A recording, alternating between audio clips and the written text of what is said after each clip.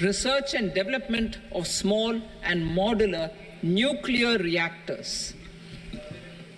Nuclear energy is expected to form a very significant part of the energy mix for Viksit Bharat.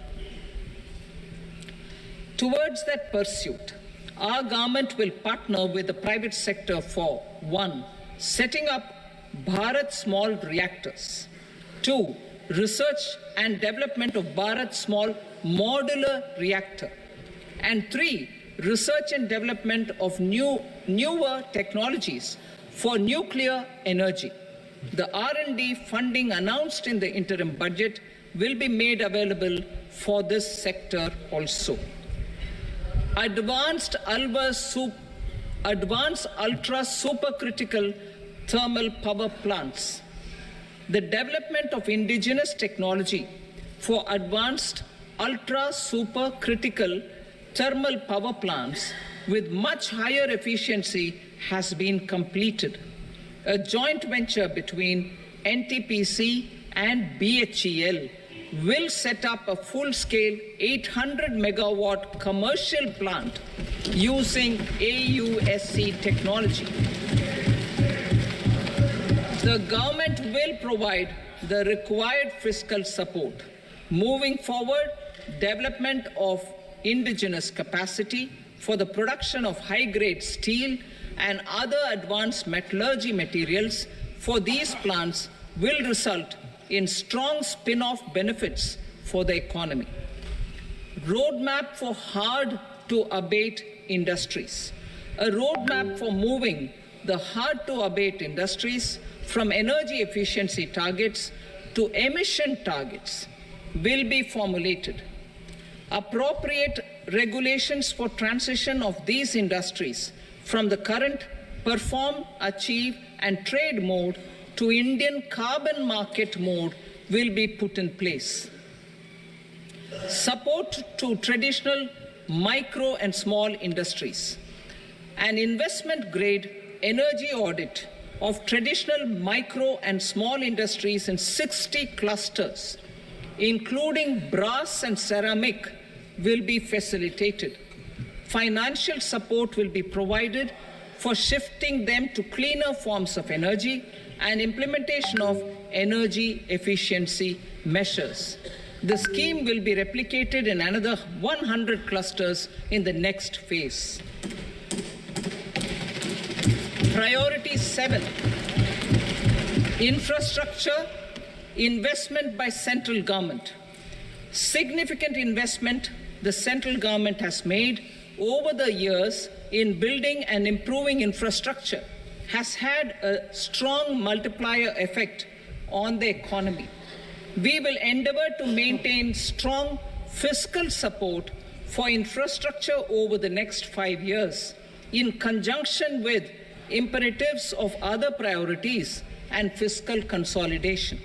This year, I have provided 11,11,111 crore rupees for capital expenditure. This would be 3.4% of our GDP. Infrastructure investment by state governments. We will encourage states to provide support of similar scale for infrastructure, subject to their development priorities. A provision of 1.5 lakh crore rupees for long-term interest-free loans have been made this year also to support the states in their resource allocation. Private investment in infrastructure. Investment in infrastructure by private sector will be promoted through viability gap funding and enabling policies and regulations. A market-based financing framework will be brought out. Pradhan Mantri Gram Sadak Yojana, Phase 4 of the PMGSY will be launched to provide all-weather connectivity to 25,000 rural habitations, which have become eligible in view of their population increase. Irrigation and flood mitigation. Bihar has frequently suffered from floods, many of them originating outside the country. Plans to build flood control structures in Nepal are yet to progress. Our government, through the Accelerated Irrigation Benefit Program and other sources, will provide financial support for projects with estimated cost of 11,500 crore rupees, such as the Kosi-Michi intra-state link and 20 other ongoing and new schemes, including barrages, river pollution abatement, and irrigation projects. In addition, survey and investigation of Kosi-related flood mitigation and irrigation projects will be undertaken.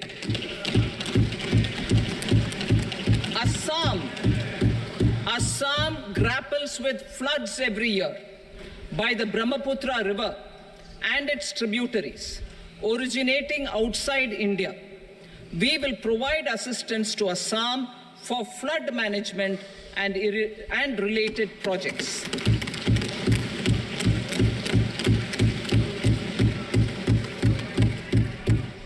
Himachal Pradesh suffered extensive losses due to floods last year. Our government will provide assistance to the state for reconstruction and rehabilitation through multilateral development assistance.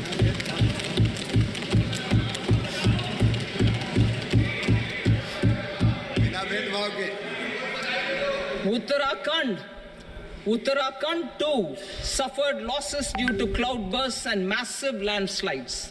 We will provide assistance to the state. Recently, Sikkim witnessed devastating flash floods and landslides that wreaked havoc across the state.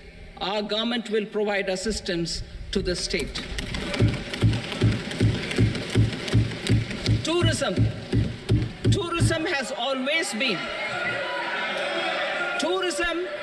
has always been a part of our civilization.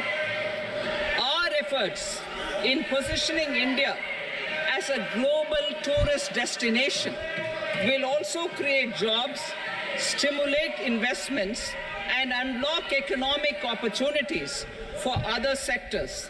In addition to the measures outlined in the interim budget, I propose the following measures.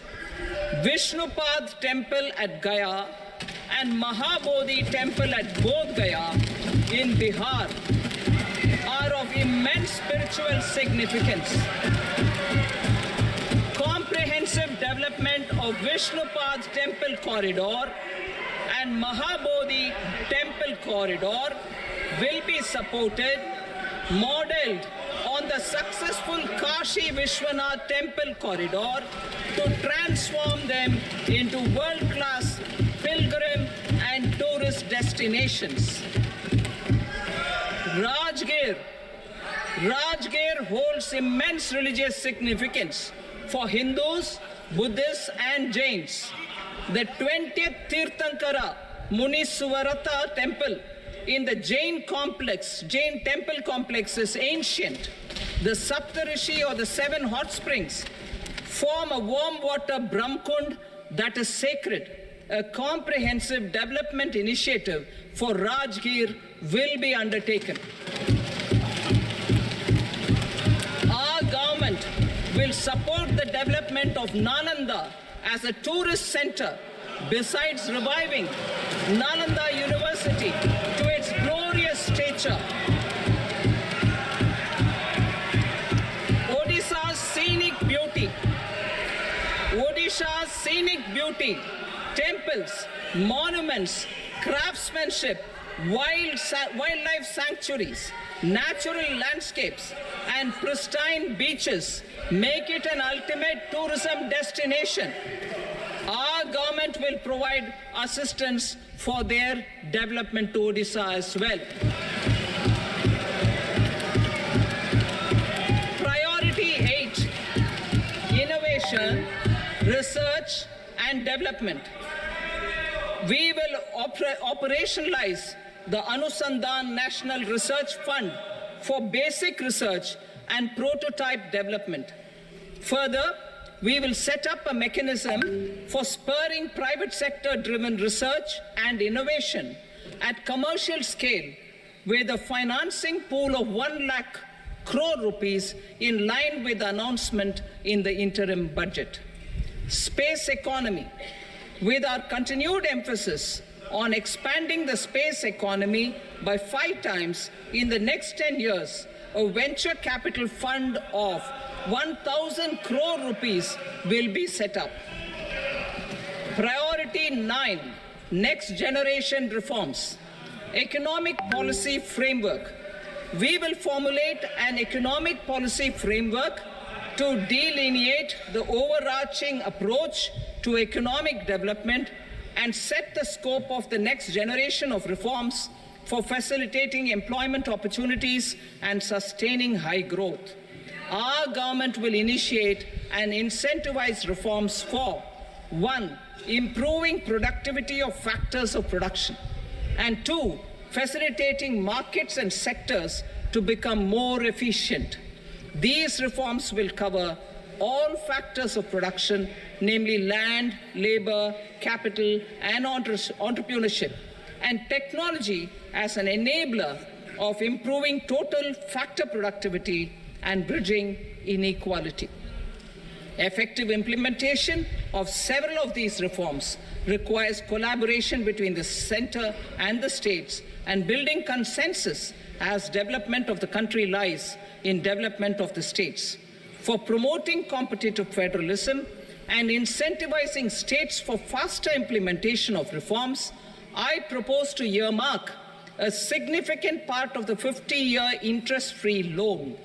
Working with the states, we will initiate the following reforms.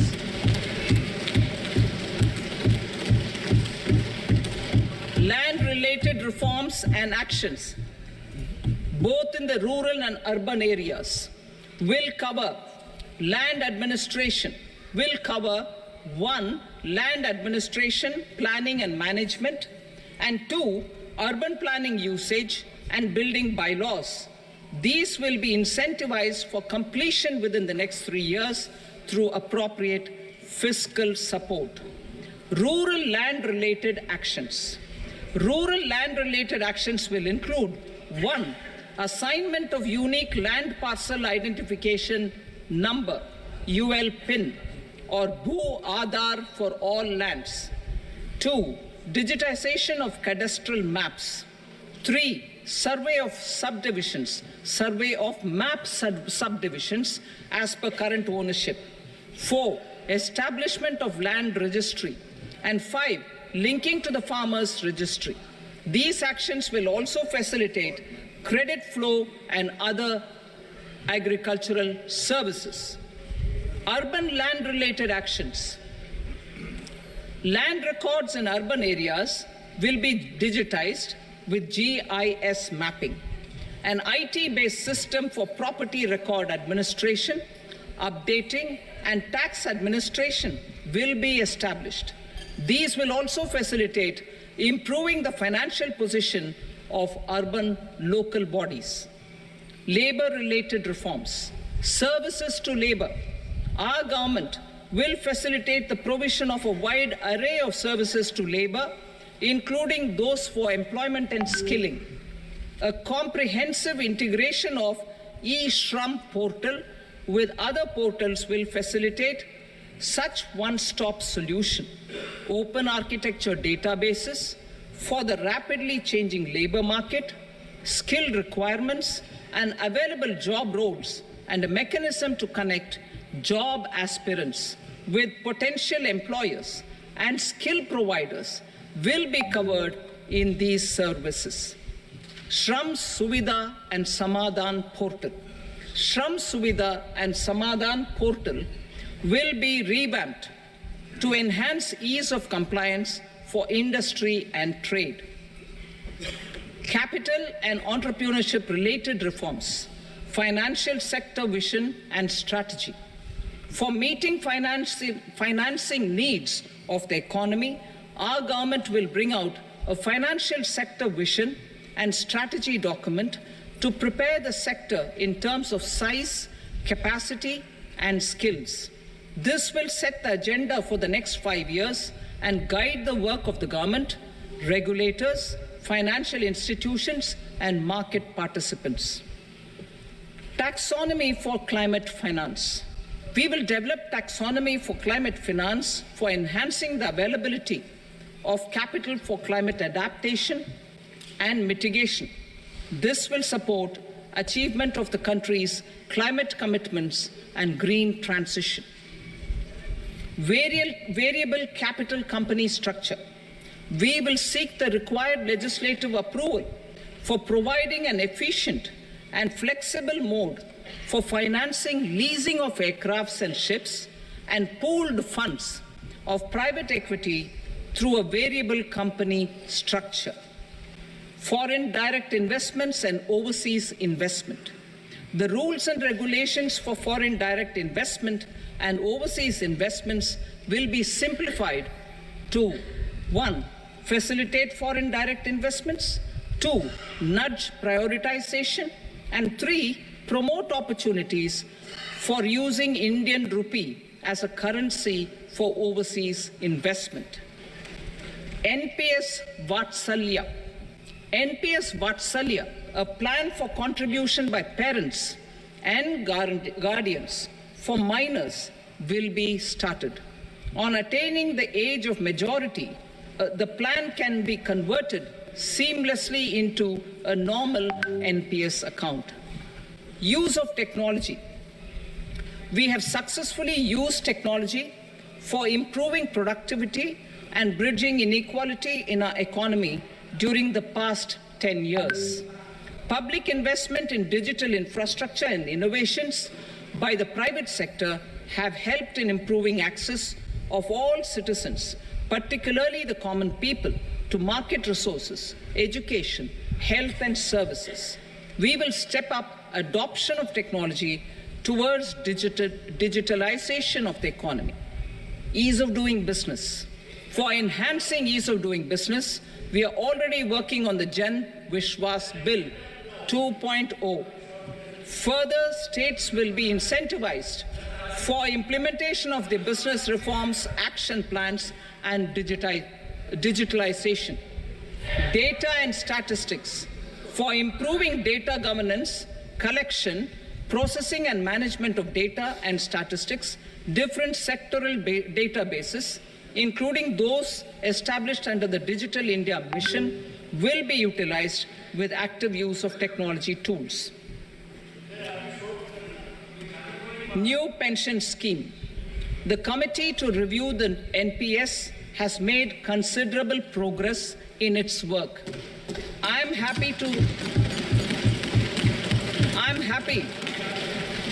happy that the staff side of the National Council of the Joint Consultative Machinery for Central Government Employees has taken a constructive approach. A solution will be evolved which addresses the relevant issues while maintaining fiscal prudence to protect the common citizens. Budget estimates for 24-25.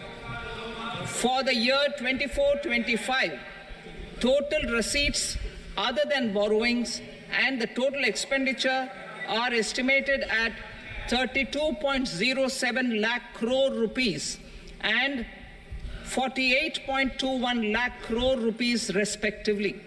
The net tax receipts are estimated at 25.83 lakh crore rupees. The fiscal deficit is estimated at 4.9% of the GDP. The gross and the net market borrowings through dated securities during 24-25 are estimated at 14.01 lakh crore rupees and 11.63 lakh crore rupees respectively. Both will be less than that in 23-24. The fiscal consolidation path announced by me in 2021 has served our economy very well, and we aim to reach the deficit below 4.5% next year. The government is committed to staying the course. From 2026-27 onwards, our endeavor will be to keep the fiscal deficit each year such that the central government's debt will be on a declining path as percentage of GDP. I will now move to Part B.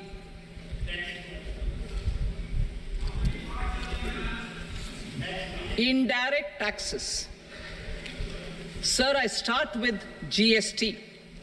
It has decreased tax incidence on the common man, reduced compliance burden and logistics cost for trade and industry, and enhanced revenues of the central and the state governments. It is a success of vast proportions. To multiply the benefits of GST, we will strive to further simplify and rationalize the tax structure and endeavor to expand it to the remaining sectors. My proposals for customs duties intend to support domestic manufacturing, deepen local value addition, promote export competitiveness, and simplify taxation while keeping the interest of the general public and consumers surmount. In Budget 22-23, we reduced the number of customs duty rates. I propose to undertake a comprehensive review of the rate structure over the next 6 months to rationalize and simplify it for ease of trade, removal of duty inversion, and reduction of disputes. I shall now take up sector-specific customs duty proposals. Medicine and medical equipments. To provide relief to cancer patients, I propose to fully exempt 3 more medicines from customs duties.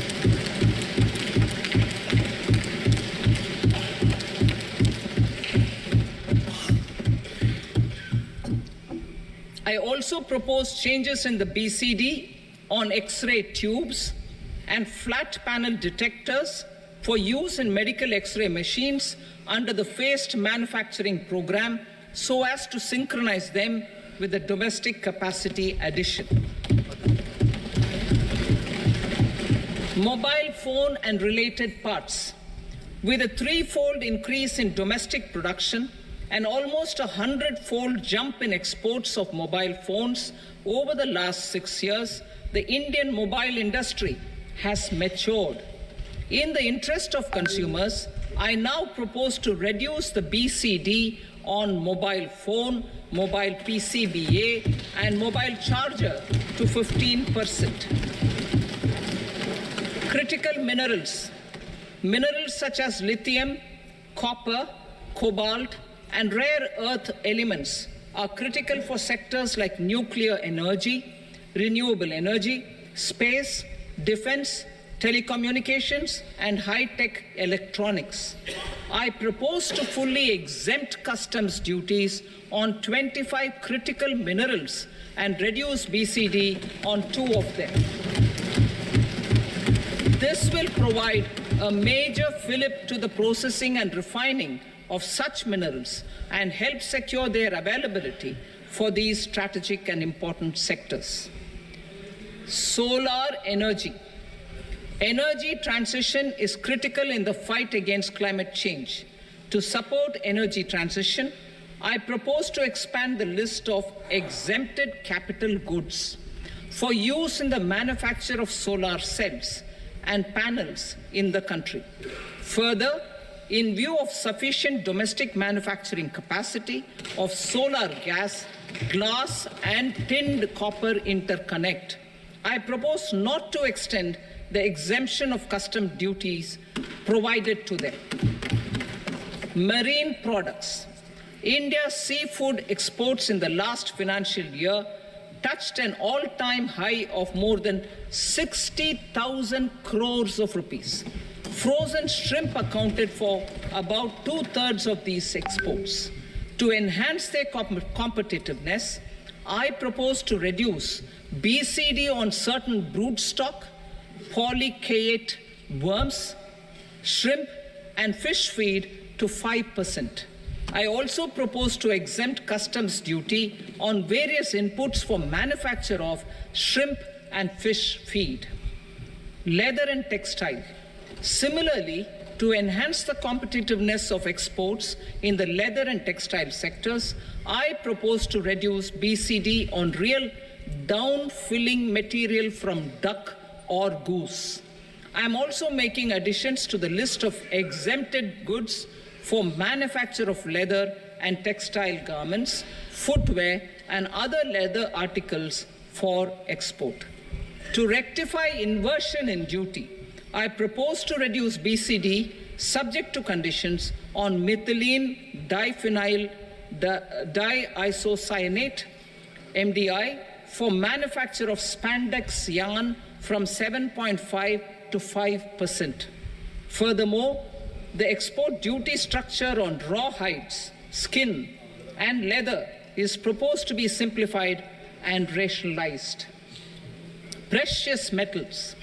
To enhance domestic value addition in gold and precious metal jewelry in the country, I propose to reduce customs duties on gold and silver to 6% and that of platinum to 6.4%. Other metals, steel and copper are important raw materials. To reduce their cost of production, I propose to remove the BCD on ferronickel and blister copper. I am also continuing with nil BCD on ferrous scrap and nickel cathode and concessional BCD of 2.5% on copper scrap. Electronics. To increase value addition in the domestic electronics industry, I propose to remove the BCD subject to conditions on oxygen-free copper for manufacture of resistors. I also propose to exempt certain parts for manufacture of connectors. Chemicals and petrochemicals. To support existing and new capacities in the pipeline, I propose to increase the BCD on ammonium nitrate from 7.5% to 10%. Plastics. PVC flex banners are non-biodegradable and hazardous for environment and health. To curb their imports, I propose to raise the BCD on them from 10 to 25%. Telecommunication equipment. To incentivize domestic manufacturing, I propose to increase the BCD from 10 to 15% on PCBA of specified telecom equipment. Trade facilitation. To promote domestic aviation and boat and ship MRO, I propose to extend the period for export of goods imported for repairs from 6 months to 1 year. I'll read that again. To promote domestic aviation and boat and ship maintenance, repair and operations, I propose to extend the period for export of goods imported for repairs from 6 months to 1 year. In the same vein, I propose to extend the time limit for re-import of goods for repairs under warranty from 3 to 5 years. I now move to direct taxes. We will continue our efforts to simplify taxes, improve taxpayer services, provide tax certainty, and reduce litigation while enhancing revenues for funding the development and welfare schemes of the government. It has been our endeavor to simplify taxation. We have taken a number of measures in the last few years, including introduction of simplified tax regimes without exemptions and deductions for corporate tax and for personal income tax. This has been appreciated by taxpayers. 58% of corporate tax came from the simplified tax regime in the financial year 22-23. Similarly, as per data available till now, for the last fiscal, more than 2/3 have availed the new personal income tax regime. Comprehensive review of the Income Tax Act. I am now announcing a comprehensive review of the Income Tax Act 1961. The purpose is to make the Act easy to read and understand. This will reduce disputes and litigation, thereby providing tax certainty to the taxpayers. I will also bring down the demand embroiled in litigation. It is proposed to be completed in 6 months. A beginning is being made in the Finance Bill by simplifying the tax regime for charities, TDS rate structures, provisions of reassessment and such provisions, and capital gains taxation. Simplification for charities and TDS. The two tax exemption regimes for charities are proposed to be merged into one. The 5% TDS rate on many payments is being merged into the 2% TDS rate, and the 20% TDS rate on repurchase of units by mutual funds or UTI is being withdrawn. TDS rate on e-commerce operators is proposed to be reduced from 1 to 0.1%. Moreover, credit of TCS is proposed to be given in the TDS to be deducted on salary. Further, I propose to decriminalize delay for payment of TDS up to the due date of filing statement for the same. I also plan to provide a standard operating procedure for TDS defaults and simplify and rationalize the compounding guidelines for such defaults. Simplification of reassessment. I propose to thoroughly simplify the provisions for reopening and reassessment. An assessment hereinafter can be reopened beyond 3 years from the end of the assessment year only if the escaped income is 50 lakh rupees or more, up to a maximum period of 5 years from the end of the assessment year. Even in such cases, a time limit of 6 years before the year of the search, as against the existing time limit of 10 years, is being proposed. This will reduce tax uncertainty and disputes. Simplification and rationalization of capital gains. Capital gains taxation is also proposed to be hugely simplified. Short-term gains on certain financial assets shall henceforth attract a tax rate of 20%, while that on all other financial assets and all non-financial assets shall continue to attract the applicable tax rate. Long-term gains on all financial and non-financial assets, on the other hand, will attract a tax rate of 12.5%. For the benefit of the lower and the middle income classes, I propose to increase the limit of exemption of capital gains on certain financial assets to 1.25 lakh rupees per year. Listed financial assets held for more than a year will be classified as long-term, while unlisted financial assets and all non-financial assets will have to be held for at least 2 years to be classified as long-term. Unlisted bonds and debentures, debt mutual funds, and market-linked debentures, irrespective of holding period, however, will attract tax on capital gains at applicable rates. Taxpayer services. All the major taxpayer services under GST and most services under customs and income tax have been digitalized. All remaining services of customs and income tax, including rectification and order giving effect to appellate orders, shall be digitalized and made paperless over the next 2 years. Litigation and appeals. While our concerted efforts to reduce pendency of appeals at various appellate fora are beginning to show good results, it will continue to engage our highest attention. To dispose of the backlog of first appeals, I plan to deploy more officers to hear and decide such appeals, especially those with large tax effect. For resolution of certain income tax disputes pending an appeal, I am also proposing Vivad Se Vishwas Scheme 2024.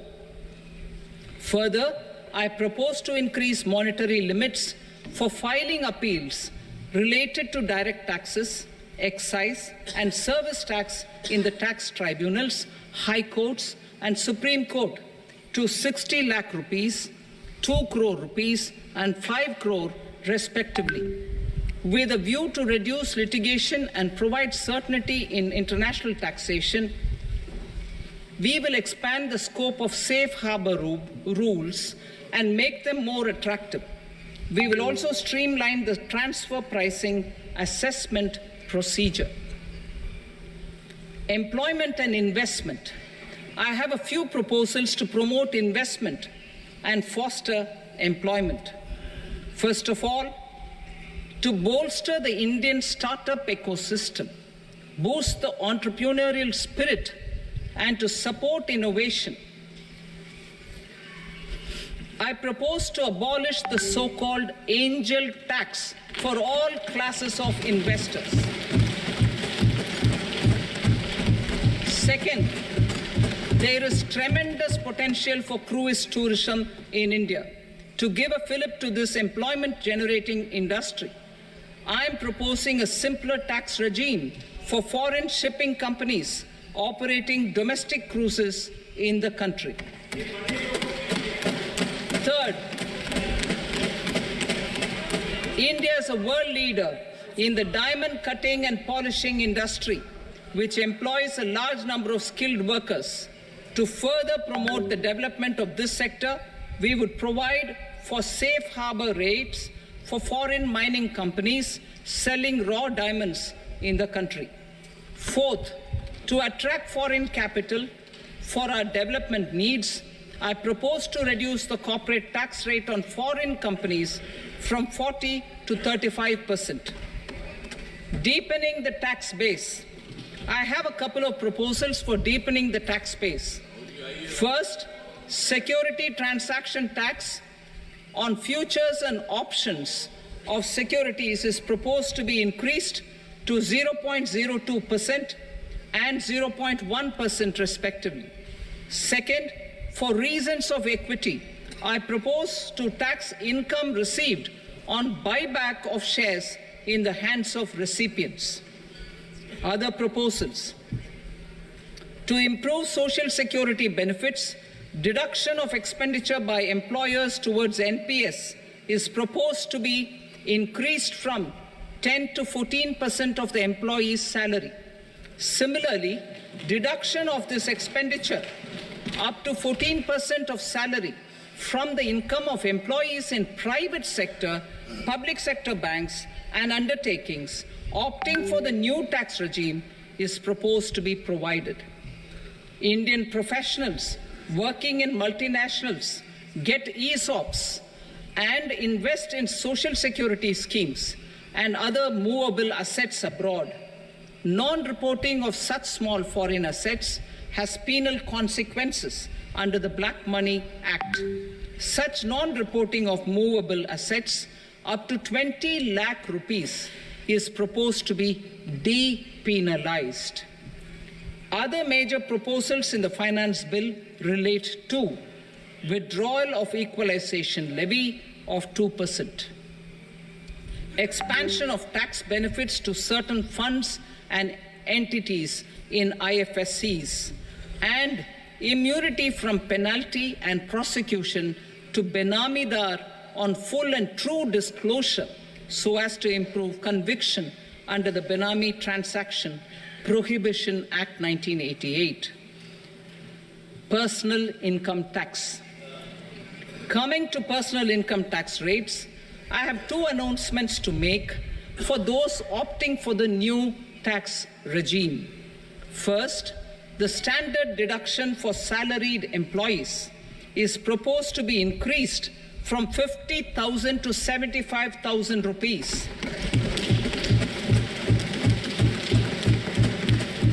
Similarly, deduction on family pension for pensioners is proposed to be enhanced from 15,000 to 25,000 rupees. This will provide relief to about 4 crore salaried individuals and pensioners.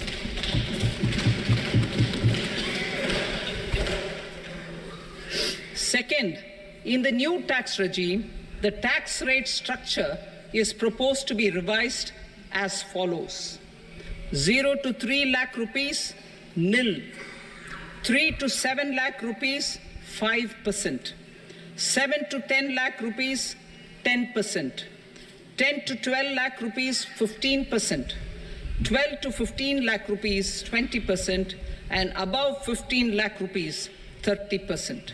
As a result of these changes, a salaried employee in the new tax regime stands to save up to 17,500 rupees in income tax.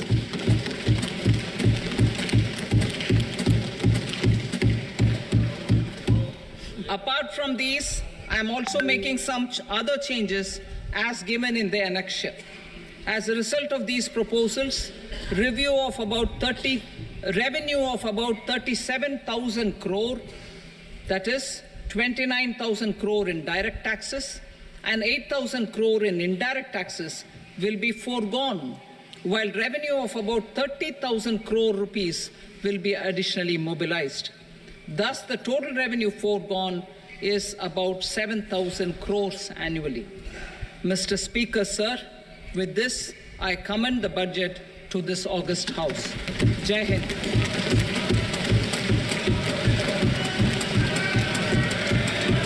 Item number 2. Item number 2.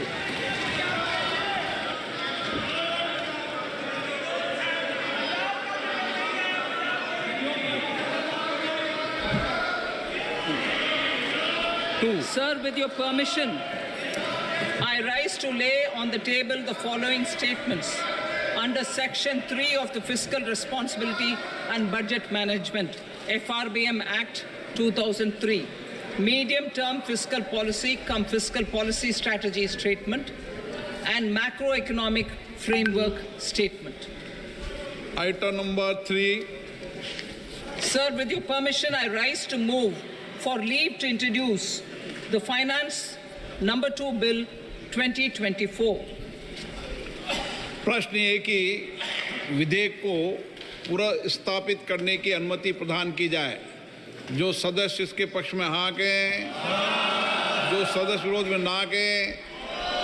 मेरे विचार में निर्णय हाँ वालों के पक्ष अनुमति प्रदान की जाती है। माननीय मंत्री जी, अब विधेयक पुनर्स्थापित करें। Sir, I introduce the bill. Item number 4. The Union Territory of Jammu and Kashmir budget. Sir, I rise to present a statement, Hindi and English versions, of the estimated receipts and expenditure of the Union Territory of Jammu Kashmir for the year 24-25.